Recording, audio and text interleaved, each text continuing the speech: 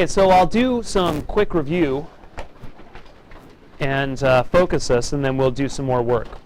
We should be able to get through 3 boys today, Piggy, Jack, and Ralph. We usually leave Simon until we have a little bit more evidence and can understand what he represents.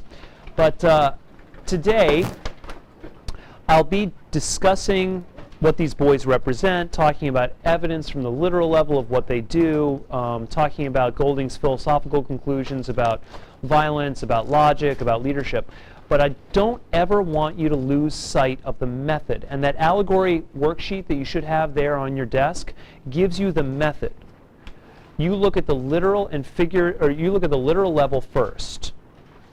You ask yourself questions about the character. From that, you make figurative conclusions.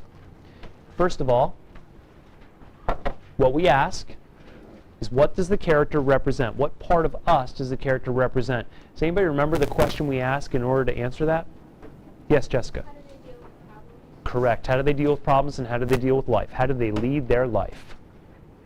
And we addressed Boxer from Animal Farm, and we said that Boxer leads his life by working. He always addresses working constantly, so we know that Orwell is using him to represent the working classes. And we understand that when Piggy faces a challenge, he deals with it by thinking, and so we know that Piggy represents logical reasoning. Jack lashes out with violence, sometimes in a good way, sometimes in a bad way, but we know that he represents violence and aggression. We also found out that when Ralph faces a problem, he calls a meeting. So Ralph must represent leadership or collaboration, some sort of group work. So we have these 3, and we're not quite sure yet about Simon, although you do have evidence that he likes to go off and sort of meditate on his own, and that gives you a clue, but we'll talk about him a little bit more later on. Back to Piggy. We conclude that he represents logical reasoning. That's step 1. Step 2 is much more interesting. We're asking ourselves, what does Golding say about logical reasoning? What are his conclusions? We've decided that, well, Piggy is disabled. Piggy literally has 3 disabilities. He is myopic, that is nearsighted. He is obese, and he is an asthmatic. So we're asking ourselves, why would Golding create him as disabled? Golding's giving us a message that logical reasoning has no actual force behind what it does. It can't do anything. We were talking about this yesterday. That was wrong. Let's group. There we go. We were talking about this yesterday, that Piggy can't do anything on his own. Logic can show the way, but it can't actually do anything. So if I publish a scientific report about the carcinogenic nature of smoking, what does that do? I publish a scientific report. What does it do? It informs people. What does it not do? It doesn't really, just that you can't force people not to smoke. Can't force people not to smoke. Mike, what does force people not to smoke? How could I get people not to smoke if I wanted to make a social change? Publishing the report's not enough, so what would I do? Example? Possibly. There's something a bit more forceful. John? Like laws and leadership. A law. Why do we follow a law? Because we're scared to break them. Why would bar owners follow a smoking ban? Answer that question. The bar will get shut down if they don't. Well, shut down or fined. Fined at the very least. Fine is a punishment. There is force behind that law. This person and this person actually get something done. This guy over here, he just publishes the report. He doesn't actually do anything. And Piggy can't do anything either. We also found out that Piggy is an outcast, that he is not trusted, that he is seen as alien, as separate from the group. And we decided that logical reasoning is approached in the same way. We talked a little bit yesterday about intellectualism and how intellectuals are distrusted. How a figure like Bill Gates might be on the one hand worshipped and on the other hand feared. And how somebody like that is considered to be a geek, considered to be a freak, considered to be somebody who is just different from us, not one of us. Any other weaknesses that Piggy has? Yes. Well, because he's smart and knows things, he can't really like make gut decisions like based on his experiences and stuff. Like, emotionally, he's kind of like. I like where you're going, Brandon, because you're tapping into something important, and I'll add another detail to it, some concrete detail from the literal level, the beast. Brandon, how does Piggy deal with the idea of a beast? He just says like it's not possible. So what is Piggy unable to understand or see? Like how other kids might view the beast. And why do the other kids believe that there's a beast? Because they're scared of the younger. Fear. We've scratched it, we've gotten down to the core. What is the beast at this point? Beast is fear. Beast is an expression of fear. Fear is a type of emotion.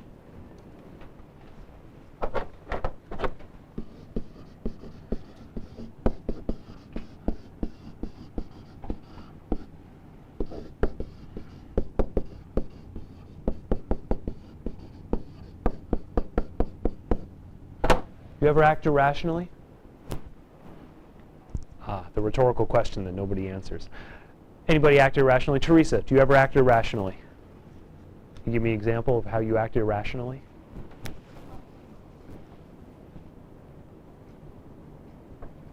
I'll give you an example for myself. I have an irrational and gut instinct anger and disgust whenever I see pictures of the Jonas Brothers. And for some reason, I have an irrational, and don't read too much into this, irrational interest in watching Hannah Montana. Just the television show. I find her music absolutely atrocious, and it kills me to listen to it. But the show, for some reason, I watch the show, I'm entertained, I laugh. Ah, look at that. That's funny. That kid, I don't know what's wrong with his hair, but he's funny. Ah. Irrational, right? I can't account for it. It's an irrational reaction. Can you give me something that, from you? Anything irrational? Oh, Teresa, I'm torturing you. I'm putting you on the spot too much. But you know why? Because as much as I like these boys over here, it feels like a conversation with the four of these guys all day, every day. So I was just trying to branch out. So, okay, Teresa, I'll take you off the spotlight. Anybody else want to volunteer? Austin, branching out from the four, going to number 5. Go ahead. I have an irrational hatred of spiders. Whenever I see one, I just have to like run out and grab the biggest rock I can find and then beat it. Phobias. It's like this big, so. Right, phobias. Phobias are excellent, right? We all have irrational fears. We can't account for them, but they exist.